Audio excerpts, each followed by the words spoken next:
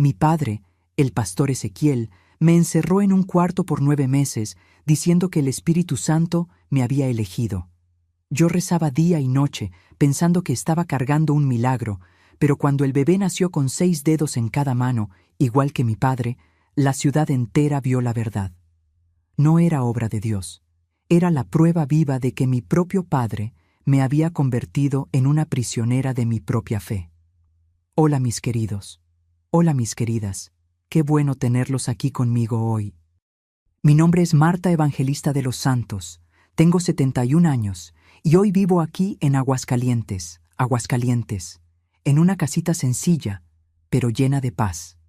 En este exacto momento, mientras converso con ustedes, estoy aquí en mi cocina preparando gorditas de maíz caseras, de esas bien aguascalentenses. ¿Saben?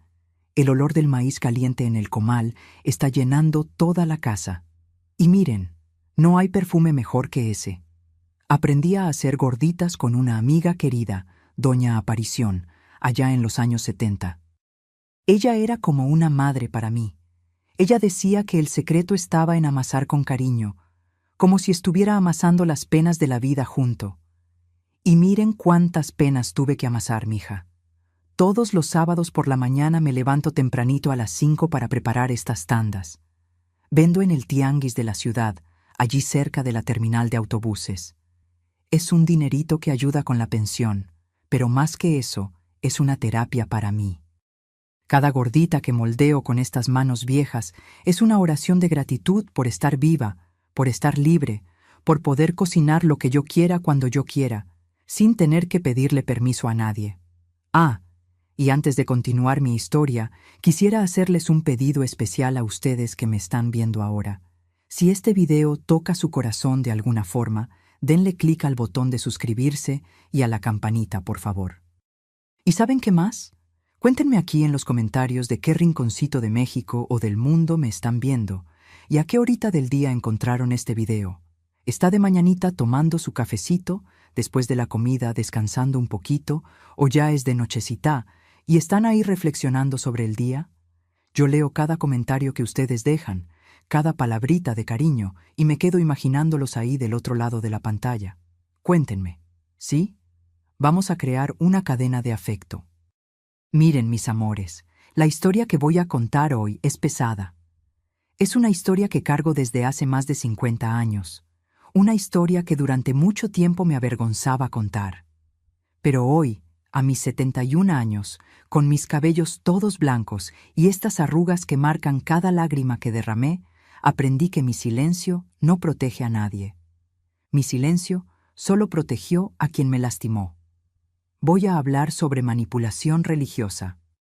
Voy a hablar sobre cómo alguien que debería protegerme usó la fe, mi fe más pura y sincera, como un arma contra mí. Voy a hablar sobre cómo fui aprisionada dentro de mi propia casa, dentro de mi propia creencia, pensando que estaba viviendo un milagro, cuando en verdad estaba viviendo la peor pesadilla que una hija puede vivir. Si tú o alguien que conoces está en una iglesia donde el líder se pone como un dios, donde él controla cada aspecto de tu vida, donde tienes miedo de cuestionar o de salir, mija, mijo, presta atención a esta historia, porque el diablo no siempre viene con cuernos y cola. A veces viene vestido de pastor, con una Biblia en la mano y versículos en la boca. En aquella época, en 1972, yo tenía apenas 18 años y vivía en Aguascalientes mismo, solo que del otro lado de la ciudad, en una casa grande que quedaba en el fondo de la iglesia pentecostal Arca de la Salvación. Mi padre era el pastor Ezequiel Evangelista. Y comenzar a contar esta historia, mis queridos, es como abrir una herida antigua que nunca cicatrizó bien. Pero vamos allá. Vamos juntos en esta jornada de dolor y al final, lo prometo, de liberación. Para entender cómo llegué a donde llegué, necesito regresar allá atrás, cuando yo era solo una niña pequeñita, corriendo descalza por el patio de la iglesia. Nací en 1954, aquí mismo en Aguascalientes, en una época en que la ciudad todavía tenía ese aire de balneario, con los hoteles bonitos y los turistas que venían a disfrutar de las aguas termales. Pero mi realidad era bien diferente de todo ese glamour. Mi madre se llamaba Eulalia Bautista Evangelista. Era una mujer menuda, delgadita, siempre vestida con aquellos vestidos largos y oscuros que mi padre exigía. Ella tenía un rostro cansado, ¿saben? Incluso cuando yo era pequeña y ella debía tener unos 30 y tantos años, ya parecía vieja. Sus ojos eran hundidos, siempre asustados, siempre mirando al suelo. Ella nunca me abrazaba frente a mi padre, nunca cantaba, nunca sonreía. Hoy entiendo que mi madre vivía con tanto miedo como yo vendría a vivir después. Vivíamos en una casa grande de madera pintada de blanco, bien en el fondo de la iglesia pentecostal Arca de la Salvación. La iglesia quedaba al frente, en la calle principal, y nuestra casa quedaba atrás, escondida por una cerca alta de madera. Era una casa de 3 cuartos con una cocina grande que tenía una estufa de leña negra y enorme. Me encantaba cuando mi madre encendía aquella estufa en las mañanas frías de invierno. Aguascalientes tiene un invierno de partir en dos, mi gente. La sala del frente estaba prohibida para mí. Era la oficina sagrada de mi padre, donde él preparaba los sermones y donde recibía a los fieles que venían a buscar consejos u oración. Yo era hija única. Mi madre había perdido 3 bebés antes de mí. Ella contaba bajito, cuando mi padre no estaba cerca, que habían sido voluntad de Dios. Después de mí, ella nunca más quedó embarazada. Hoy me pregunto si aquello fue decisión de ella, si fue su cuerpo que ya no aguantó más, o si mi padre simplemente decidió que un hijo era suficiente para su ministerio. Mi rutina de niña era diferente de las otras niñas de mi edad. Me despertaba a las 5 de la mañana con la campana de la iglesia que tocaba para la primera oración del día. Mi padre exigía que yo estuviera presente en todos los cultos y había culto lunes, miércoles, viernes y domingo. A veces 2 el domingo. Antes de la escuela, tenía que leer 3 capítulos de la Biblia. Mi madre verificaba si había leído de verdad, haciéndome preguntas sobre los versículos. Yo estudiaba en la escuela primaria Dr. Francisco Escobar, una escuela pública allí cerca del centro de la ciudad. Iba y volvía a pie, siempre acompañada por mi madre o por alguna hermana de la iglesia. Mi padre decía que el mundo allá afuera estaba lleno de demonios y que yo necesitaba ser protegida. Yo no podía jugar en la calle como las otras niñas. No podía ir a la casa de las amiguitas. No podía participar en las kermes de la escuela porque eran celebraciones paganas. Las únicas amigas que tenía eran las hijas de los miembros de la iglesia. Y aún así, nuestros juegos sucedían siempre en el patio de la iglesia, siempre vigiladas por algún adulto. Jugábamos a la ronda, cantábamos aquellos coritos gospel, fingíamos que estábamos predicando a las muñecas de trapo que nosotras mismas hacíamos. Nunca tuve una muñeca de verdad comprada en tienda. Mi padre decía que era vanidad. Recuerdo que cuando tenía unos 7 años, recibí de una tía distante una muñequita de plástico pequeñita, de esas que venían dentro del huevo sorpresa. La escondí dentro de la funda de la almohada. Era mi tesoro secreto. Yo conversaba con ella bajito de noche, le ponía nombre, la llamaba Clarita. Un día, mi padre revolvió mi cuarto. Él hacía eso de vez en cuando. Decía que estaba alejando espíritus malignos y encontró la muñeca. La agarró frente a mí, salió al patio y la quemó en el tambo de basura. Mientras la muñequita se derretía, me hizo arrodillar en el piso de cemento caliente del patio y orar, pidiendo perdón por idolatría. Me quedé 3 horas de rodillas bajo ese sol. Yo tenía 7 años. Pero no era solo conmigo que mi padre era así. Con mi madre era peor, mucho peor. Ella no podía cortarse el cabello. Él decía que la Biblia lo prohibía. Ella no podía usar pantalón. No podía conversar con hombres ni en el mercado. Ella no tenía dinero propio. Cada centavo que necesitaba para comprar comida tenía que pedírselo a él y él revisaba todo. Servilleta por servilleta, frijol por frijol. Si ella gastaba demasiado, él le prohibía ir al culto de la noche. Y para ella aquello era el peor castigo, porque ella era tan devota como él, solo que de una manera pura, sincera, no de esa manera manipuladora de él. En la ciudad, Mi padre era tratado como un rey, como un santo. La gente se quitaba el sombrero cuando él pasaba en la calle. Besaban su mano, pedían la bendición. La iglesia siempre estaba llena, principalmente en las campañas de sanación que él hacía todos los miércoles por la noche. Vi gente llegando con bastón y saliendo corriendo. Vi mujer estéril que quedaba embarazada después que él oraba. Vi gente endemoniada revolcándose en el piso y después levantándose curada. Yo creía en todo aquello. Yo pensaba que mi padre era realmente elegido por Dios. Pero en casa había algo extraño. Mi padre tenía unos rituales que solo sucedían cuando éramos solo nosotros tres. Él preparaba un vino que él llamaba vino consagrado. Decía que era especial, ungido, que traía protección espiritual. Se lo daba a mi madre y a mí, siempre de noche, después del culto. Mi madre lo tomaba sin cuestionar, yo también. El sabor era amargo, medio dulzón, raro. Y después de tomarlo, me quedaba con un sueño pesado, un sueño que parecía que estaba cayendo en un hoyo sin fondo. Despertaba al otro día con la boca seca y un dolor de cabeza horrible, sin recordar bien nada. Yo pensaba que era normal. Pensaba que todo mundo que era consagrado a Dios tomaba aquel vino especial. Solo fui a entender qué era aquello mucho, mucho tiempo después.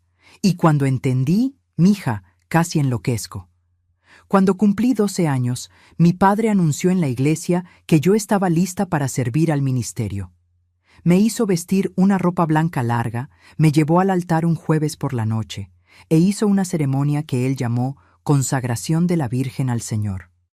Todos los hermanos de la iglesia oraron por mí, impusieron las manos en mi cabeza, profetizaron que yo sería vaso de honra en las manos de Dios. Me sentí especial, me sentí elegida. Hoy sé que aquella ceremonia fue solo una forma de marcarme, de preparar a todo mundo para creer en lo que vendría después. Los años entre los 12 y los 18 fueron años de un aislamiento cada vez más sofocante. Después de aquella ceremonia de consagración, mi padre pasó a vigilarme aún más. Ya no podía ir a la escuela. Él decía que yo ya sabía leer y escribir, y que el resto era adoctrinamiento del mundo. Pasaba los días enteros dentro de casa o en el fondo de la iglesia limpiando, organizando, ayudando a mi madre a preparar la comida para los eventos. Cuando cumplí 15 años en 1969, las otras muchachas de mi edad ya estaban comenzando a tener novio, a salir a los bailes, a usar aquellas ropas más modernas que estaban llegando hasta Aguascalientes. Pero yo no podía ni mirar a un muchacho. Mi padre decía que yo estaba separada para el Señor, que mi cuerpo era templo del Espíritu Santo y que ningún hombre podía tocarme hasta que Dios revelara quién sería mi esposo. El vino consagrado continuaba. Toda noche de culto, y a veces en noches sin culto también, mi padre preparaba aquel líquido extraño y me obligaba a tomarlo. Es la protección de Dios contra los espíritus malignos de la adolescencia, decía. Yo siempre despertaba al día siguiente sin recordar bien nada, solo con aquella sensación horrible de que algo estaba mal, de que algo había pasado mientras yo dormía, pero no podía saber qué era. Mi madre estaba cada vez más apagada. Casi ya no hablaba más. Tenía unos moretones en los brazos que ella escondía con las mangas largas. Cuando yo preguntaba, ella decía que se había golpeado sin querer. Hoy sé que no era sin querer. Hoy sé que mi padre también le pegaba, pero siempre en lugares que no se veían, siempre de una manera que ella pudiera esconder. En marzo de 1972, yo acababa de cumplir 18 años. Fue cuando todo se derrumbó. Todo comenzó una mañana de domingo. Me desperté con unas náuseas terribles. Corrí al baño y vomité todo lo que tenía en el estómago. Mi madre tocó la puerta preocupada. «Marta, ¿te estás sintiendo mal, hija?» «Creo que fue algo que comí ayer, mamá. Tengo el estómago revuelto». Pero no era solo ese día. Era todos los días, todas las mañanas, esas náuseas. Yo no entendía. Y había otra cosa también. Mi menstruación no venía. Ya hacía 2 meses que no venía. Me fui llenando de pánico. Una tarde, Cuando mi padre había salido a visitar unos miembros de la iglesia que estaban enfermos, lloré en el regazo de mi madre. Mamá, creo que tengo algo muy malo. Estoy con náuseas todos los días y mi sangre no baja desde hace tiempo. Mi madre se puso blanca, blanca como la pared. Me agarró por los hombros y me miró hondo en los ojos. Marta, escucha lo que te voy a preguntar y responde con la verdad. ¿Te acostaste con algún muchacho? ¿Dejaste que algún hombre te tocara?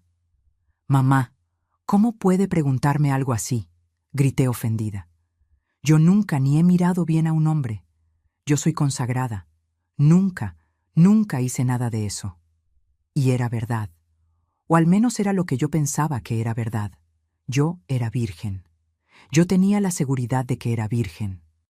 Nunca había tocado a ningún hombre. Nunca había sido tocada por ningún hombre. ¿Cómo es que podía estar embarazada? Pero los síntomas continuaron. Mi vientre comenzó a hincharse. Los senos comenzaron a doler.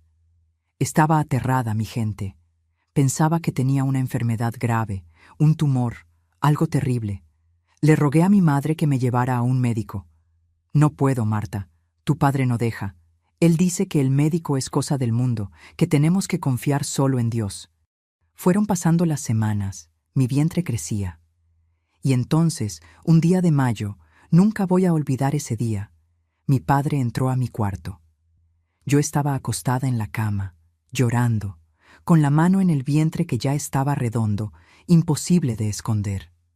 Él cerró la puerta tras de sí, se sentó en la orilla de mi cama y sonrió. Aquella sonrisa tranquila, aquella sonrisa que siempre me daba escalofríos. ¿Por qué estás llorando, hija mía? Papá, estoy enferma. Creo que tengo un tumor, algo horrible. Mi vientre está creciendo y no sé qué es, sollozaba. Él tomó mi mano. Su mano estaba helada. No estás enferma, Marta. Estás embarazada. El mundo se detuvo. Sentí como si hubiera recibido un golpe en el estómago. ¿Qué? ¿Cómo así embarazada? Eso es imposible. Yo nunca estuve con nadie. Soy virgen, papá.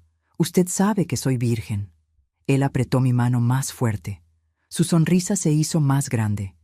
Sé que eres virgen, hija mía. Eres pura, eres santa. Y es exactamente por eso que fuiste elegida. ¿Elegida? ¿Elegida para qué? Estaba comenzando a entrar en desesperación. Él se levantó, fue hasta la ventana, se quedó mirando hacia afuera, hacia los árboles del patio, con las manos atrás, siempre con guantes.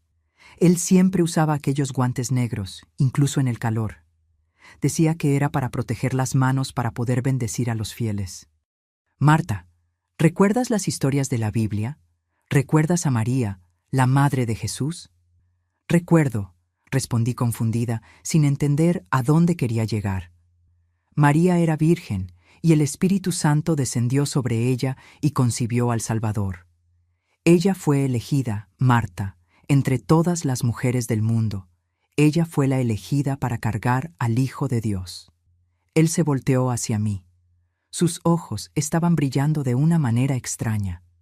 Y tú, hija mía, tú también fuiste elegida. Me quedé paralizada.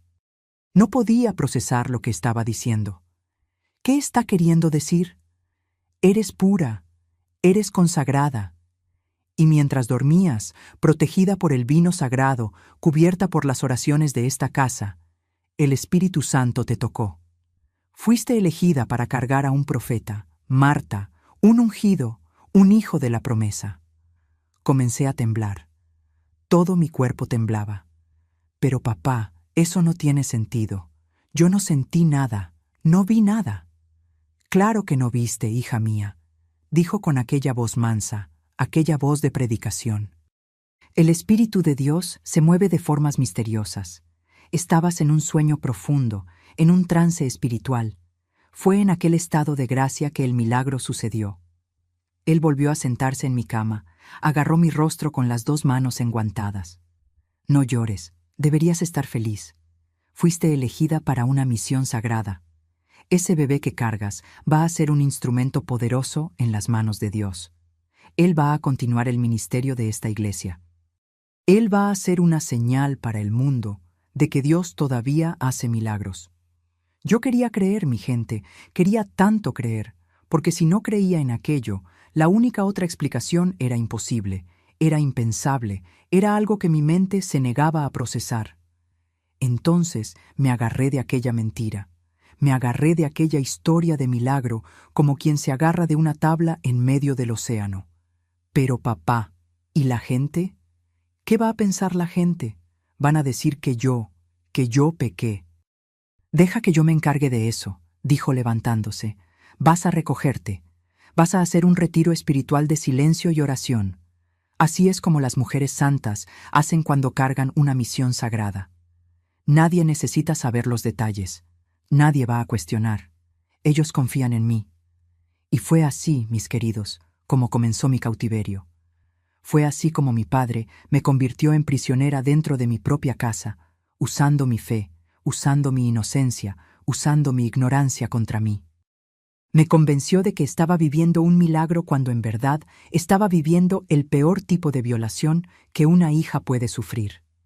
3 días después de aquella conversación, mi padre me llevó al desván de la casa parroquial. No era nuestra casa donde yo vivía con mi madre. Era un cuartito que quedaba arriba de la propia iglesia. Un lugar que era usado para guardar las decoraciones de Navidad, las sillas viejas, los incensarios antiguos. Tenía una ventanita pequeña que daba a la calle, pero él clavó tablas de madera por fuera, dejando solo unas rendijas para que entrara un poquito de luz. «Vas a quedarte aquí en retiro espiritual, Marta», dijo, poniendo un colchón viejo en el piso de madera. Es como los profetas de la antigüedad hacían. Ellos se aislaban del mundo para escuchar la voz de Dios con claridad. Necesitas prepararte espiritualmente para la misión que Dios te dio. Trajo una Biblia vieja, una vela, una cubeta para hacer las necesidades y una jarra de agua. Te voy a traer comida 2 veces al día, temprano por la mañana y de noche. Vas a orar, vas a leer la palabra, vas a ayunar los miércoles y viernes y principalmente, Marta. Agarró mi mentón con fuerza, obligándome a mirarlo a los ojos. No vas a hacer ruido, ningún ruido. Si te oigo gritando, llamando, golpeando la puerta, voy a tener que aumentar la dosis del vino sagrado. No quieres estar durmiendo todo el día, ¿verdad? Entendí la amenaza. Moví la cabeza que no. Buena niña, sonrió. ¿Recuerdas? Estás haciendo esto por Dios. Cada día de soledad aquí es una ofrenda sagrada. Y bajó las escaleras. Escuché la llave girando en la cerradura. Escuché sus pasos alejándose y después silencio. Un silencio tan pesado que parecía que me iba a aplastar. En los primeros días todavía intentaba creer. Me quedaba arrodillada en aquel piso de madera áspero, con las manos entrelazadas, los ojos cerrados, rezando con tanta fuerza que me dolía la cabeza. Señor, si esto es realmente tu voluntad, dame fuerza, dame entendimiento, hazme aceptar esta misión. Leía la Biblia hasta que me ardían los ojos en la luz débil de la vela. Buscaba respuestas en aquellas páginas. Buscaba alguna señal de que lo que me estaba pasando era realmente un milagro. Pero las dudas susurraban en mi cabeza como serpientes venenosas. ¿Cómo puede ser obra de Dios si estás encerrada aquí como una prisionera? ¿Cómo puede ser bendición si estás sufriendo? Sacudía la cabeza tratando de espantar esos pensamientos. Mi padre decía que eran demonios intentando hacerme dudar. Entonces rezaba más, ayunaba más, me castigaba más. Del lado de afuera escuchaba la vida sucediendo. Escuchaba a los fieles llegando a los cultos. Escuchaba a mi padre predicando allá abajo, su voz tronando por todo el edificio. Y lo peor de todo, los escuchaba orando por mí. Señor, protege a la hermana Marta en su retiro espiritual. Derrama tu gloria sobre ella. Prepárala para el ministerio profético que el Señor reservó para ella. Había gente que venía hasta debajo de mi ventana clavada. Escuchaba voces de mujeres, de hombres, de niños, todos orando, todos cantando himnos. Ellos pensaban que yo estaba teniendo una experiencia mística. Pensaban que había sido elegida para algo grandioso. Y yo estaba ahí en la oscuridad con el vientre creciendo, con miedo, con hambre, sin entender nada. Mi padre subía 2 veces al día, como prometió, temprano por la mañana, antes de que saliera el sol, y de noche después del último culto. Traía comida simple, un plato de arroz con frijoles, un pedazo de tortilla, a veces una fruta. Nunca era suficiente.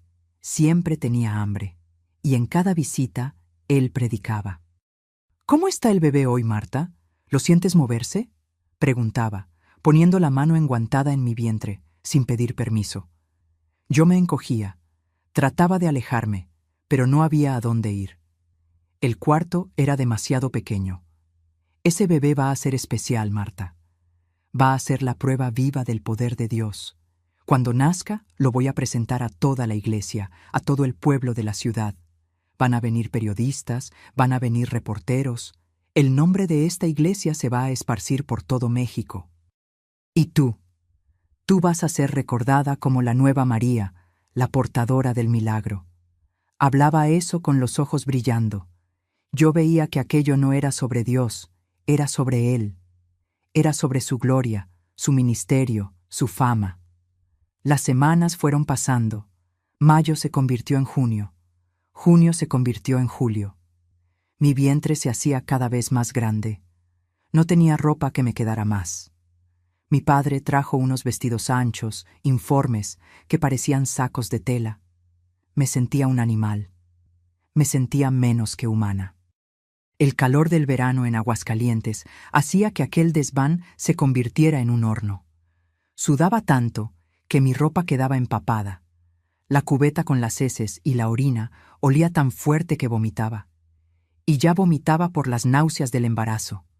Era un ciclo horrible. Le rogué a mi padre que me dejara bajar, aunque fuera solo para bañarme bien. «No puedo, Marta. Si alguien te ve embarazada antes del momento correcto, van a empezar a hacer preguntas, van a dudar, van a destruir el milagro con su incredulidad. ¿Aguantas un poco más, hija mía? Falta poco. Falta poco», decía eso cada semana, pero el tiempo no pasaba, los días eran eternos. Comencé a perder la noción del tiempo. No sabía si era lunes o sábado, no sabía si era de mañana o de tarde. Lo único que sabía era que la luz que entraba por las rendijas de la ventana clavada se estaba haciendo más débil. El invierno estaba llegando. Hubo una noche que desperté con el bebé moviéndose fuerte dentro de mí. Eran patadas, patadas fuertes en mi costilla. Puse la mano en el vientre y sentí aquella vida ahí dentro. Y por primera vez lloré no de miedo o tristeza. Lloré porque me di cuenta de que había una criatura inocente en medio de toda esa historia. Una criatura que no pidió nacer. Una criatura que iba a nacer dentro de una mentira. «Perdóname, bebé», susurré en la oscuridad. «Perdóname por no poder protegerte.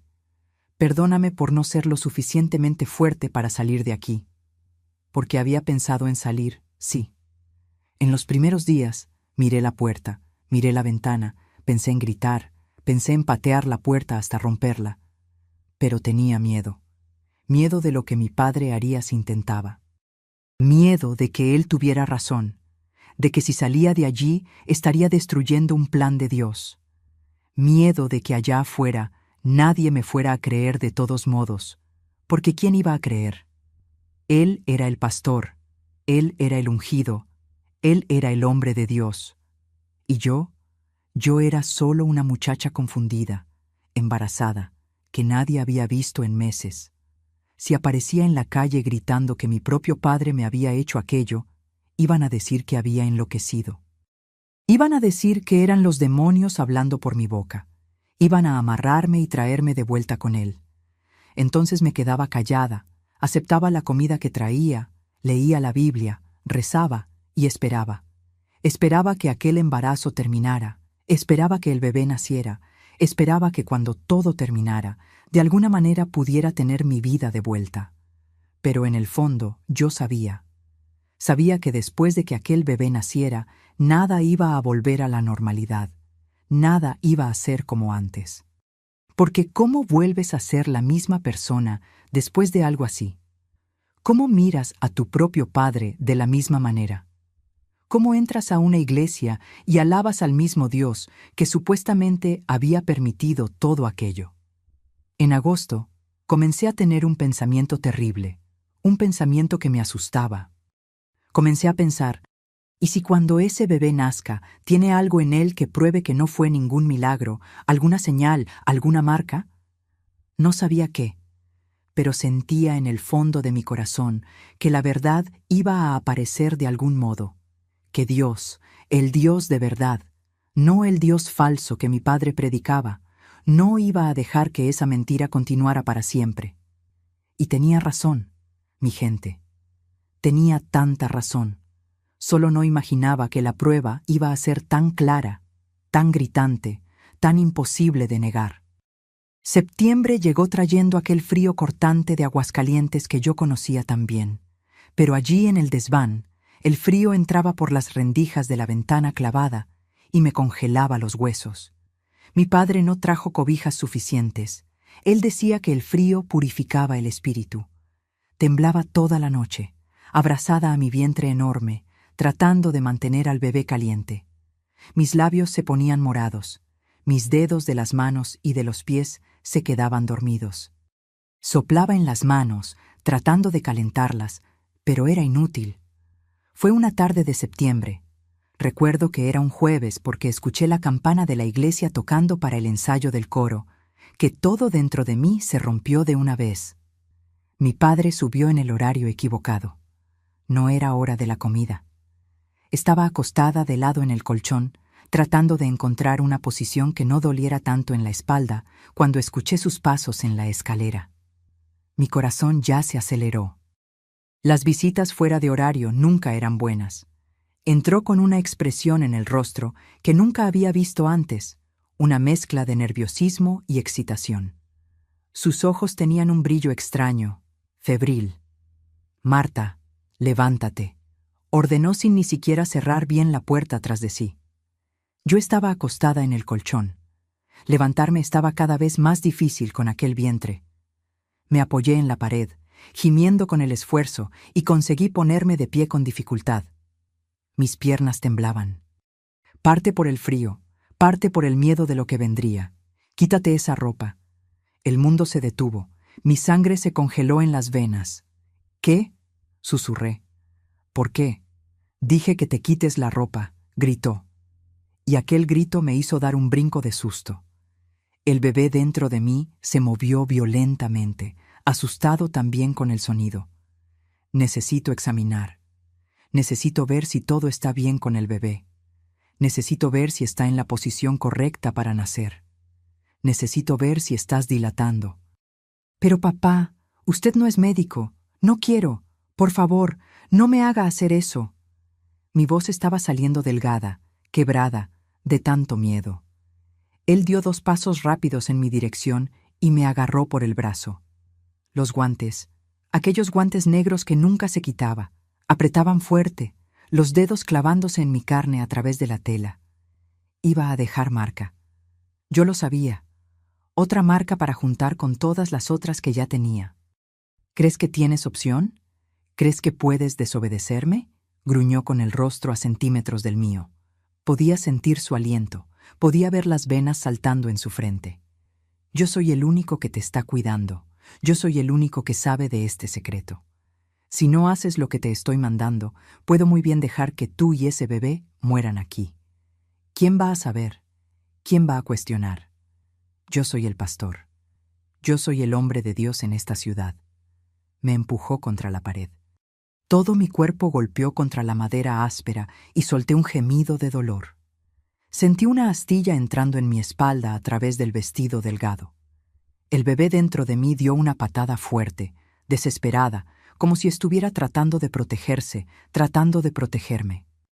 Y fue en aquel momento, con mi padre sosteniéndome contra la pared, con aquellos dedos enguantados apretando mi brazo, con aquella mirada que ya no era de padre, que nunca había sido de padre, que algo dentro de mí despertó, algo que estaba dormido, anestesiado por la religión, por la manipulación, por el miedo, por la culpa que él había plantado en mí desde niña.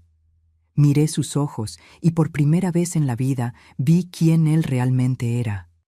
No era un hombre de Dios, no era un pastor, no era un profeta, no era mi protector, era un monstruo, un depredador, un monstruo que había usado la Biblia como arma, que había usado mi fe como prisión, que había usado el nombre de Dios para cometer las peores atrocidades, que me había violado mientras yo dormía drogada y después me había convencido de que era obra divina. «Suéltame», dije con una voz que no sabía que tenía dentro de mí. Era una voz baja, ronca, pero firme. «¿Qué?», parpadeó. Parecía genuinamente sorprendido de que hubiera hablado, de que me hubiera atrevido a hablar. «Dije que me sueltes», grité. Grité tan fuerte que me dolió la garganta, que mi voz se rompió. Grité con toda la rabia, toda la desesperación, todo el odio que había acumulado durante aquellos meses de cautiverio. Grité por la niña de 7 años que tuvo la muñeca quemada. Grité por mi madre que vivía con miedo. Grité por mí, por todo lo que él me había robado. Él me soltó, dio un paso hacia atrás, sorprendido. Por un segundo, apenas un segundo, vi miedo en sus ojos. Miedo de que finalmente hubiera despertado. Miedo de que hubiera perdido el control. Y entonces hizo la peor cosa que podría haber hecho. Se rió, aquella risa fría, cruel, que me hizo darme cuenta de que su miedo había durado apenas un segundo mismo. «Mira nada más». La santita decidió tener voz. Se burló, cruzando los brazos. «Grita lo que quieras, Marta». «¿Estás oyendo?», apuntó al piso de donde venía el sonido amortiguado del culto. «Hay culto allá abajo. Están cantando bien fuerte. Dios es tremendo, Dios es tremendo. Él obra maravillas». Imitó el cántico con sarcasmo. «Nadie te va a oír. Y aunque te oyeran, ¿sabes qué van a pensar? Que son los demonios siendo expulsados de ti durante el retiro espiritual. Van a orar más fuerte todavía, van a aplaudir, van a gritar. ¡Aleluya! Está saliendo. El demonio está saliendo». Y tenía razón. Allá abajo escuchaba los himnos, los aplausos, los aleluyas. Mi voz sería solo un ruido espiritual más para ellos, una manifestación más de la guerra espiritual. Pero no me importó. Grité de todos modos. «¡Auxilio! ¡Ayúdenme! Él me tiene presa aquí. Él me hizo esto. No fue ningún milagro. Fue Él. Siempre fue Él». Mi padre me dio una cachetada en la cara tan fuerte que vi estrellas. El mundo giró. Mis oídos zumbaron. Sentí el sabor de sangre en la boca. Me mordí la lengua con el impacto. Caí de rodillas en el piso. Mis manos automáticamente fueron al vientre, protegiendo al bebé. Él se agachó, agarró mi cabello, que ya estaba largo, despeinado, sucio de meses sin lavar bien, y jaló mi cabeza hacia atrás con violencia, obligándome a mirarlo. Lágrimas corrían por mi rostro. Una de ellas cayó en su ojo, pero él ni parpadeó. «Acabas de cometer un error muy grave, Marta», siseó con aquella voz baja y peligrosa. «Muy grave de verdad. Intenté ser paciente, intenté ser bondadoso, pero tú no aprendes. Entonces ahora vas a aprender por las malas». Me soltó con un empujón. Mi cabeza golpeó en el piso de madera. Él se levantó, se arregló el traje, se pasó la mano por el cabello como si nada hubiera pasado. «Quédate ahí pensando en lo que hiciste», dijo ya en la puerta. «Piensa bien en lo que les pasa a las hijas rebeldes que deshonran al padre». Salió, la puerta se cerró, la llave giró y después silencio de nuevo. Solo mis sollozos y el sonido amortiguado de los cánticos allá abajo. Me quedé ahí en el piso, temblando, con la mano en el rostro que ardía de la cachetada. Sentí mi labio hinchándose, sentí el sabor de sangre y lloré. Lloré hasta no tener más lágrimas. Lloré hasta que todo mi cuerpo estaba adolorido de tanto sollozar. Lloré hasta que el bebé dentro de mí paró de patear, como si él también se hubiera rendido. Aquella noche no trajo comida, ni al día siguiente por la mañana, ni al mediodía, ni en la cena. Me quedé 24 horas sin comer nada, solo con el agua que había sobrado en la jarra. Mi vientre rugía tan fuerte que parecía trueno. El bebé se movía inquieto, desesperado, sintiendo mi hambre, sintiendo mi debilidad. Le pedía disculpas todo el tiempo. Perdóname, perdóname. Prometo que te voy a alimentar en cuanto él deje. Perdóname. Cuando finalmente volvió en la noche siguiente, o sería 2 noches después, ya había perdido la noción. Trajo comida, un plato de caldo ralo con algunos pedazos de papa flotando, pero también trajo el vino consagrado, aquel líquido maldito. «Bebe», ordenó, extendiendo el vaso. Miré la comida, miré el vino, lo miré a él. «No», dije. Mi voz salió débil, pero firme. Por primera vez en la vida, le dije, «no». Se agachó hasta quedar a mi altura, con aquella sonrisa fría, aquella sonrisa de quien sabe que va a ganar. «¿Vas a beber? ¿Por las buenas o por las malas? Porque si no bebes», apuntó a la comida, «esto se va, y cierro esta puerta y no vuelvo más. Y cuando te encuentren de aquí unos días, tú y ese bebé van a estar muertos de hambre y sed. Van a estar tan deshidratados que su piel va a estar pegada a los huesos. ¿Es eso lo que quieres? ¿Quieres matar al bebé milagroso?» Sabía que era capaz. Sabía que no estaba blofeando. Miré el vaso, miré la comida. Mi mano tembló cuando agarré el vino. Lo llevé hasta los labios.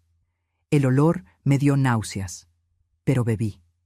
Bebí aquel líquido amargo y asqueroso que me robaba la conciencia, que me transformaba en títere, que me hacía despertar sin memoria y con aquella sensación horrible de que algo había pasado.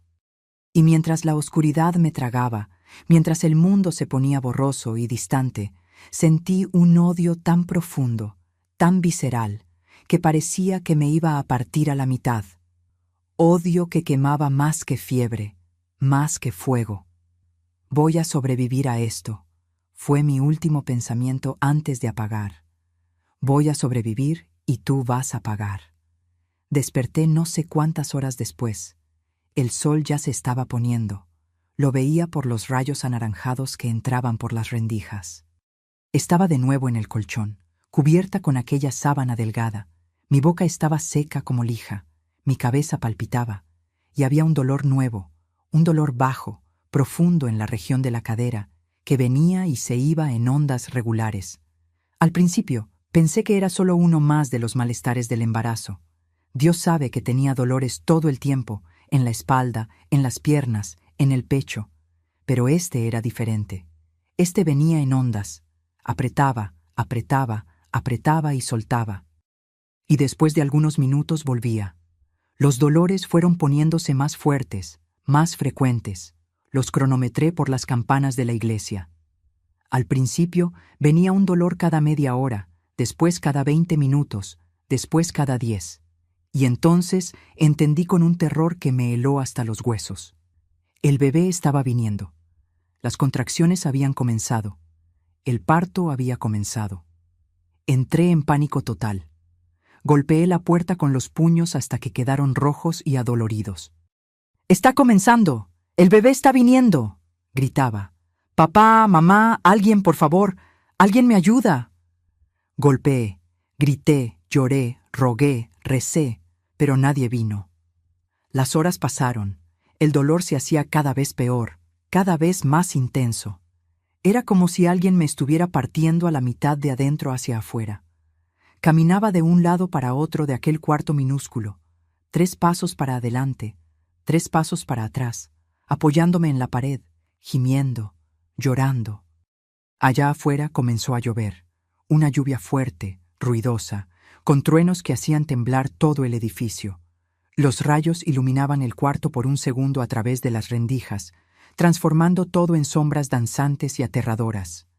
Fue en medio de aquella tormenta, en medio de aquel dolor que parecía que me iba a rasgar a la mitad, que tuve un momento de claridad absoluta, una claridad que cortó a través del dolor, a través del miedo, a través de todo. Estaba sola, completamente sola. Si aquel bebé nacía allí, en aquel desván conmigo, sin ninguna ayuda, sin nadie que supiera hacer un parto, los dos podíamos morir. El bebé podía quedarse atorado, el cordón podía enrollarse, yo podía desangrarme hasta morir. Mi padre me había puesto en una situación literal de vida o muerte. Y entonces, como un rayo que cae e ilumina todo por un segundo, entendí toda la verdad. A él no le importaba si yo moría. En realidad, tal vez hasta fuera mejor para él si yo moría en el parto. Sin madre para contar la historia, el bebé sería solo de él. Podría crear cualquier narrativa que quisiera. Podría decir que yo había muerto de parto después de cargar un bebé milagroso, que yo había dado mi vida por la causa de Dios. Sería la historia perfecta.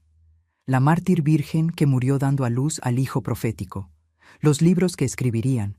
Los fieles que vendrían de todo México. La fama, la gloria. Y el bebé. Él criaría a ese bebé en la mentira. Lo criaría para ser extensión de su ministerio, para ser marioneta, para perpetuar el ciclo de abuso. No, dije en voz alta entre una contracción y otra. La palabra hizo eco en aquel cuarto pequeño. No, no voy a morir aquí. No voy a dejarte ganar. No voy a dejar que le hagas esto a mi hijo.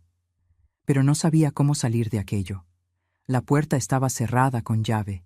Había intentado 1000 veces. La ventana estaba clavada por fuera. No tenía fuerza para arrancar aquellas tablas. Las contracciones estaban cada vez más juntas. Podía sentir al bebé bajando, presionando, forzando el camino.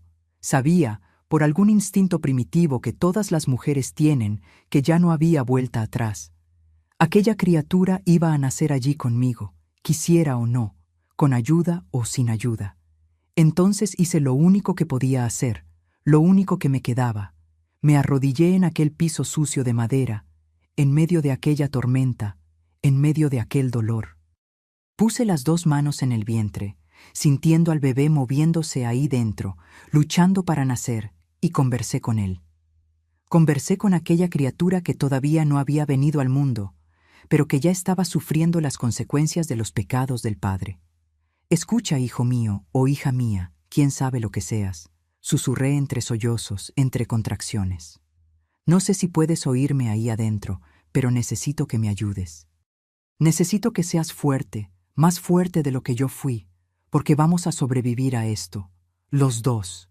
Juro por todo lo sagrado, por el Dios verdadero, no por el Dios falso que tu abuelo predica, que vamos a sobrevivir.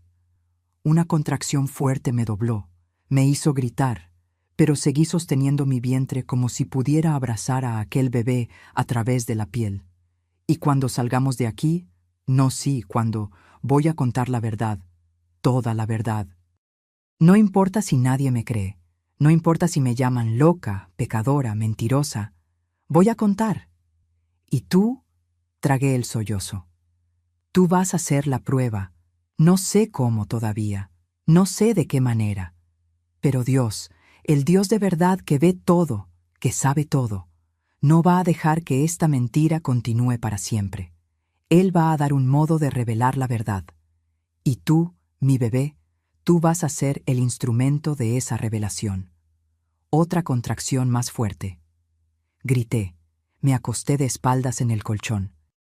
La tormenta allá afuera se hacía cada vez más violenta, como si el cielo estuviera llorando junto conmigo, como si la propia naturaleza estuviera revuelta con lo que estaba pasando.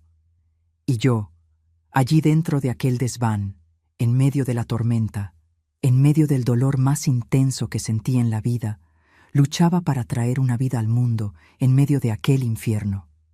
Fue cuando escuché pasos en la escalera, pasos rápidos. Más de una persona, la llave en la cerradura, el ruido de metal raspando, la puerta abriéndose de una vez. Volteé la cabeza. Mi cuello estaba mojado de sudor, a pesar del frío, y vi a mi padre entrando, pero no estaba solo. Detrás de él venía una mujer anciana, pequeña, encorvada, con un chal negro cubriendo los cabellos blancos. Cargaba una bolsa de tela vieja. Doña Cefa, la partera más antigua de Aguascalientes, la mujer que había hecho el parto de la mitad de la ciudad, la mujer que había traído al mundo 3 generaciones de familias, la mujer que, según mi madre me había contado una vez, había hecho el parto de mi propio padre 41 años atrás. Y cuando vi su rostro, los ojos abiertos de horror, la boca abierta de shock, al ver el estado en que yo estaba, al ver aquel desván inmundo, al ver a una muchacha de 18 años en trabajo de parto sola en medio de la suciedad, sentí por primera vez en meses una chispa minúscula de esperanza, una centella pequeña, pero que quemaba. Tal vez, solo tal vez, no estuviera completamente sola después de todo. Tal vez todavía hubiera alguien en ese mundo que tuviera un poco de decencia, un poco de humanidad, alguien que viera la verdad incluso cuando estaba enterrada debajo de mentiras sagradas. «Dios mío del cielo», doña Cefa susurró, soltando la bolsa y corriendo hasta mí. «Dios mío del cielo, ¿qué le hicieron, niña?» Y yo lloré. Lloré porque finalmente alguien había preguntado. Doña Cefa se arrodilló a mi lado. Sus manos viejas, llenas de arrugas y manchas de edad, pero manos firmes que habían traído cientos de bebés al mundo, tocaron mi frente. «Estás ardiendo de fiebre, niña», dijo, volteándose para mirar a mi padre que estaba parado en la puerta. «¿Cuánto tiempo lleva en trabajo de parto?» «Algunas horas», respondió frío, como si estuviera hablando del clima. «Algunas horas». Doña Cefa se levantó con una agilidad que no esperaba de alguien de su edad. «¿Y usted la dejó aquí sola, en este frío, en esta suciedad? Pastor Ezequiel, por el amor de Dios, ¿qué lugar es este? Esto no es lugar para una niña dar a luz». «Cefa, ya te expliqué», mi padre dijo con aquella voz mansa de predicación. «Es un retiro espiritual. La niña necesitaba estar aislada para...» «¿Aislada?» Doña Cefa apuntó a la cubeta en el rincón, al colchón sucio, a la vela que era la única luz. «Esto no es aislamiento espiritual. Esto es... Parecía estar buscando la palabra correcta, pero no podía encontrarla. «Cefa», mi padre dijo, y esta vez su voz tenía una amenaza clara. «Viniste aquí a hacer un parto. Entonces, haz el parto. El resto no es de tu incumbencia». Doña Cefa se quedó mirándolo por un largo momento. Vi algo pasar por sus ojos. Miedo, sí, pero también determinación. Se volteó hacia mí. «Está bien, hija mía. Está bien. Ahora la Cefa está aquí. Voy a cuidarte a ti y a ese bebé. Confía en mí». Abrió la bolsa de tela y comenzó a sacar cosas. Trapos limpios, unas tijeras, un cordón. Trabajó rápido, extendiendo un trapo en el colchón, preparando todo mientras mi padre se quedaba allí en la puerta, observando. «¿Cuánto tiempo entre las contracciones?», me preguntó. Yo no sé», gemí cuando otra ola de dolor llegó.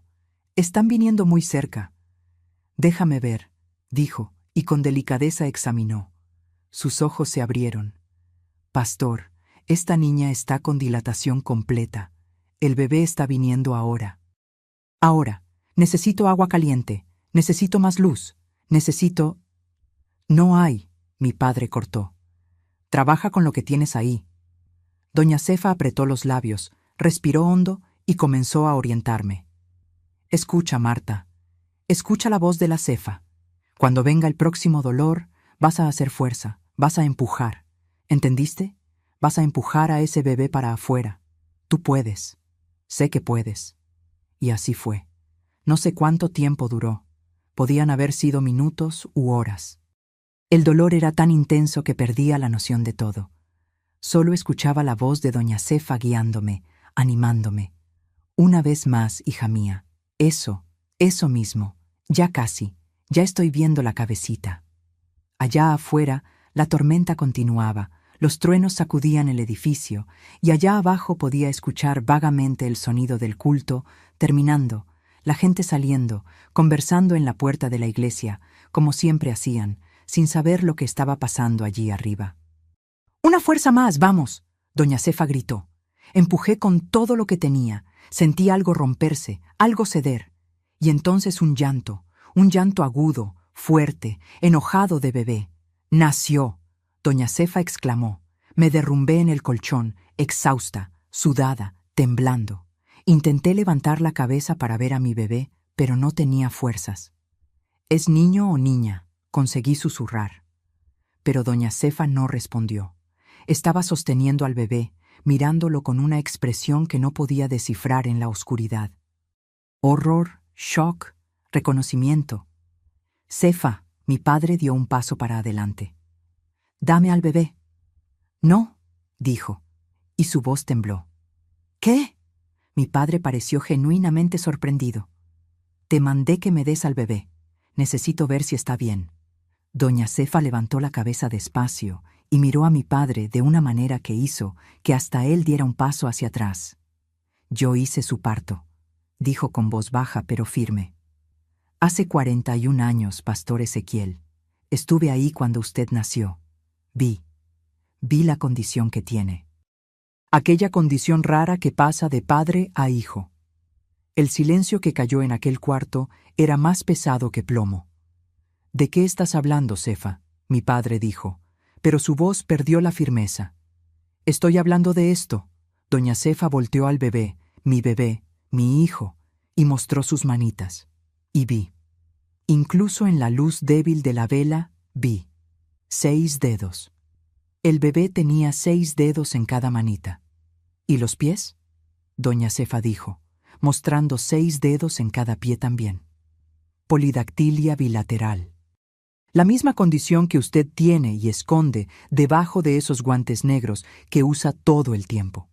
La misma condición que su padre tenía, la misma condición que pasa por la línea genética de la familia evangelista». Mi padre se puso blanco como la pared.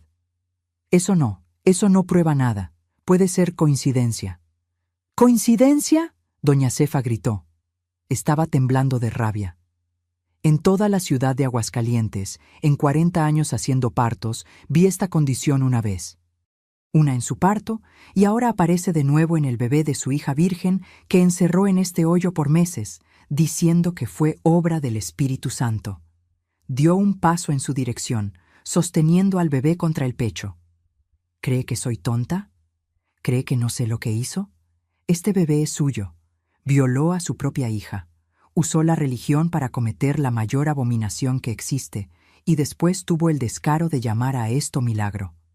«Cefa, no entiendes», mi padre intentó, pero ella lo interrumpió. «Entiendo perfectamente». Cortó el cordón umbilical con fuerza, lo amarró con el cordón. «Y todo mundo va a entender también, porque voy a bajar estas escaleras y voy a mostrar este bebé a cada persona que está allá abajo. Voy a mostrar estos 6 deditos. Y van a recordar que solo existe una familia en esta ciudad con esta marca. La familia evangelista. Su familia». Mi padre se movió rápido, más rápido de lo que imaginaba que podía moverse. Avanzó sobre Doña Cefa, tratando de arrancarle al bebé. «Dame a ese niño», rugió. «Voy a bautizarlo en el río. Voy a bautizarlo ahora». Pero Doña Cefa, aquella viejita pequeña y encorvada, se reveló una leona. Abrazó a mi bebé contra el pecho y giró el cuerpo, protegiéndolo. «No va a ponerle un dedo a esta criatura», gritó y corrió. Corrió hacia la puerta. Mi padre trató de agarrarla, pero resbaló en la sangre que había en el piso. Doña Cefa pasó por él, bajó las escaleras corriendo, gritando: «¡Auxilio! ¡Auxilio! ¡Llamen a la policía! ¡Llamen a todo mundo!». Mi padre corrió tras ella.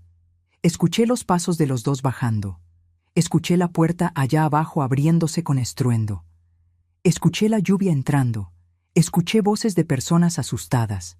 Y entonces escuché la voz de Doña Cefa gritando en la lluvia: «Miren, miren las manos del bebé. Miren y recuerden quién más tiene esta marca en esta ciudad». Usé mis últimas fuerzas para arrastrarme hasta la puerta del desván.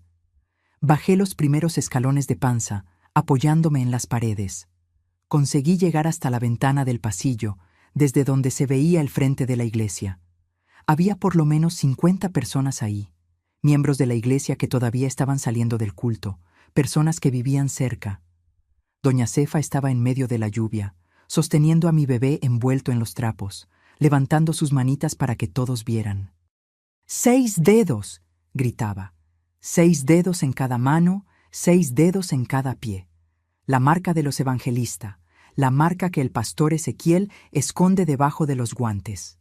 La multitud comenzó a murmurar.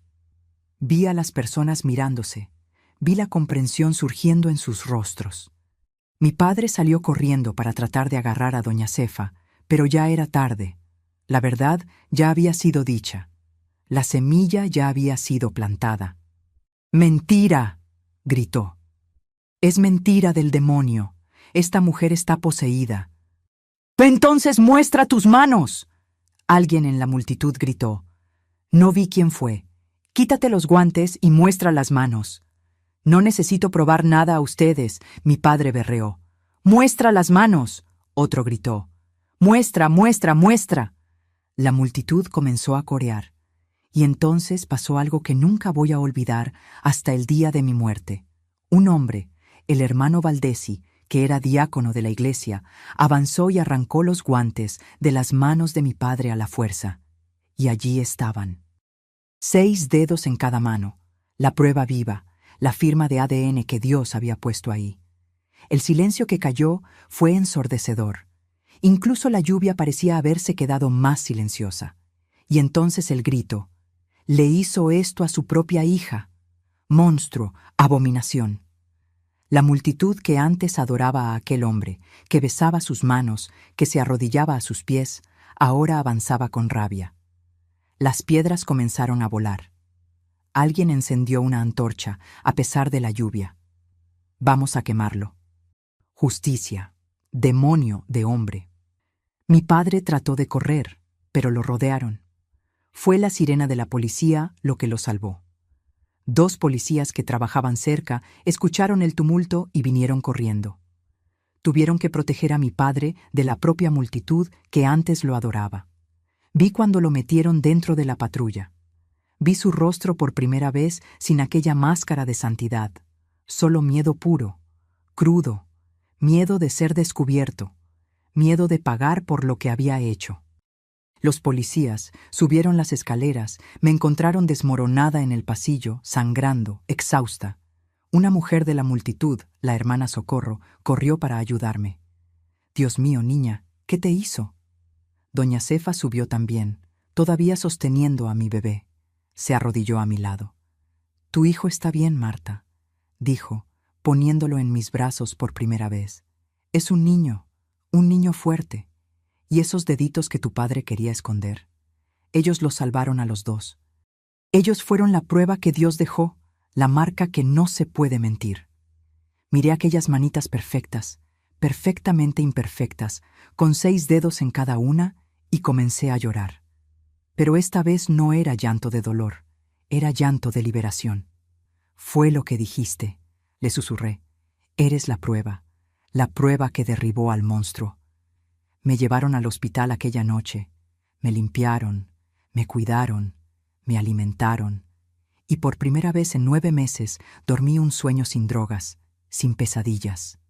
Dormí sabiendo que estaba libre, que mi hijo estaba seguro, que la verdad había vencido. 3 días después hicieron la prueba de ADN. Solo una formalidad, todo mundo ya sabía. Las manitas de mi niño habían contado toda la historia. Mi padre nunca salió de la prisión. Murió allá adentro, 7 años después, solo, odiado, olvidado. Su nombre fue borrado de todas las placas de la iglesia pentecostal. Arca de la Salvación cerró las puertas. Nadie quería ya nada asociado a aquel lugar. Y yo crié a mi hijo con mucho amor, con mucha terapia, con mucho apoyo. Operamos sus manitas cuando tenía 3 años, no porque tuviera algo malo con ellas, sino porque no quería que sufriera bullying. Él creció sabiendo la verdad. Nunca le mentí. Y hoy es un hombre bueno, mi gente, un hombre de bien.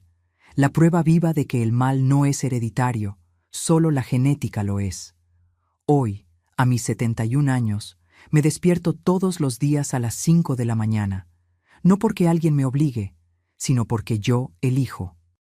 Me levanto para hacer mis gorditas, para sentir el olor del maíz en el comal, para ver el sol naciendo por la ventana de mi cocina aquí en Aguascalientes, la misma ciudad donde todo pasó, pero que hoy es diferente para mis ojos. Mucha gente me pregunta: Marta, ¿por qué no saliste de aquí? ¿Por qué no fuiste a otra ciudad a recomenzar donde nadie te conociera? Y siempre respondo lo mismo: porque yo no hice nada malo.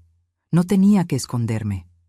Quien tenía que sentir vergüenza ya murió, y fue enterrado. Esta ciudad es mía también. Estas calles son mías y reconquisté cada centímetro de ellas. Mi hijo, que hoy tiene 53 años, vive aquí cerca, a 2 calles de mi casa.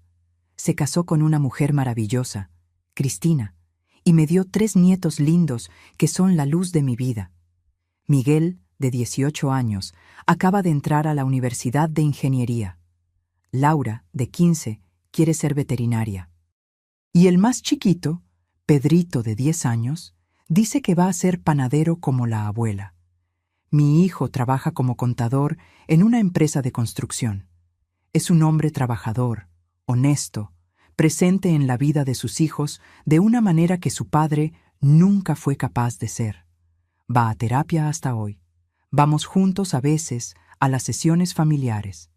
Aprendimos que el trauma es como una herida profunda, cicatriza, pero necesita cuidado constante. Todos los sábados, después de que vuelvo del tianguis donde vendo mis gorditas, la casa se llena. Mi hijo trae a toda la familia para la comida.